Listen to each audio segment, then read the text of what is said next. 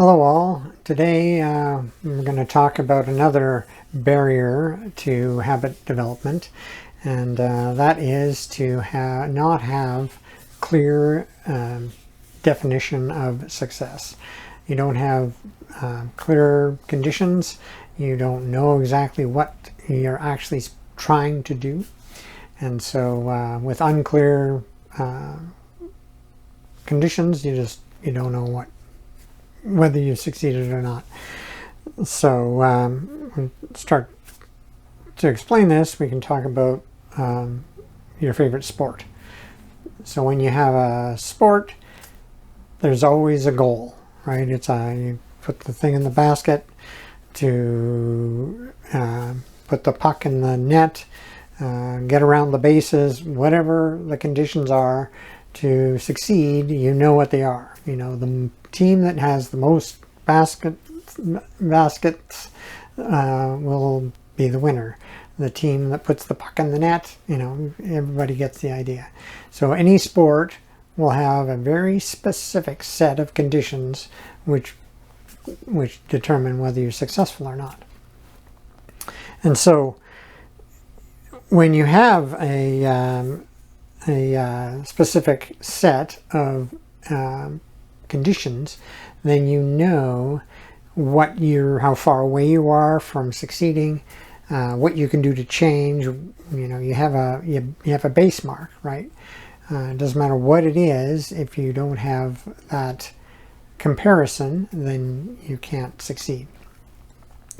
So before you start any new habit, then you need to define what the conditions are for success. If you want to start, we talked about exercise quite a bit, you want to do a 10K, then what are the conditions that you're going to do this 10K? Are you going to do it in a certain time? Are you going to do it by a certain time? Are you going to do it for a race? Are you just doing it every day to be healthy? What is the conditions of success, and how fast are you going to get there?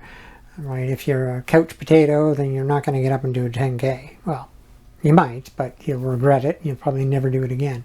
So you have to take yourself from where you are now to where you want to go and define what that means. So when you have something to compare it to, then you can actually define what that habit is. Now with small habits, the best method of defining a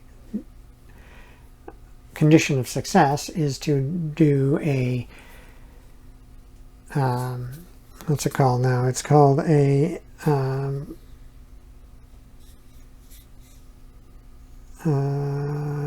what's it called? Write out an intention statement. That's what it is. Sorry about that. I gapped there for a second. When you write out an intention statement, what does that mean? That means that you're going to write out exactly what, answer the 5 questions of a good journalist. Who, what, where, when, and why. If you write that out, then you're going to be able to have a much better chance at succeeding. So, who, that's you obviously. I, what are you going to do? What's the habit you're trying to create? When are you going to do it? Where, and then one of the most important things is the why, because that links to your reward, which is going to help you with the motivation to actually do the action. So let's talk about push-ups. We hear that quite a bit in the small, tiny habit. A sphere, everybody starts with 1 push-up. Well, if your goal is 1 push-up, you're not going to do it. You might do it for a week, but it gets boring. You're not going to do it anymore, right? We talked about that prior.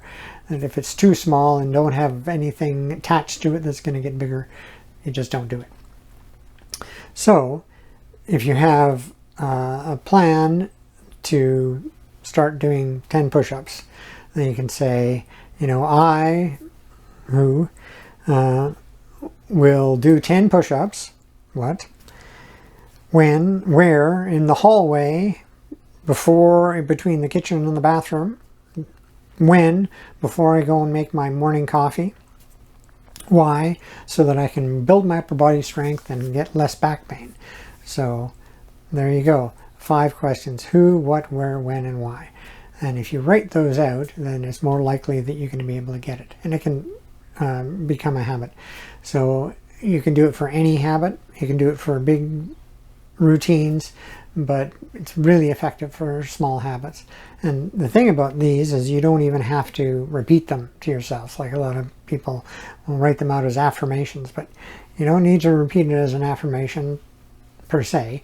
You keep it in mind maybe, but you know, you don't need to look in the mirror and tell yourself that I'm going to do 10 push-ups in the hallway, in the bathroom, before I make my coffee in the morning, so that I can have a strong upper back. That, you know, that doesn't make sense, right? But if you write it out thoughtfully and you understand what it is you're actually going for, then when you go to do the activity, you'll remember it, and it'll be much easier for you to do. So there you go. That was today's. Next time we're going to talk about having the other barrier of having another barrier for habit development is not having a plan, which is similar to this but not the exact same. Not having a plan is a bigger picture thing, and we'll talk about that next time. All right, see you then.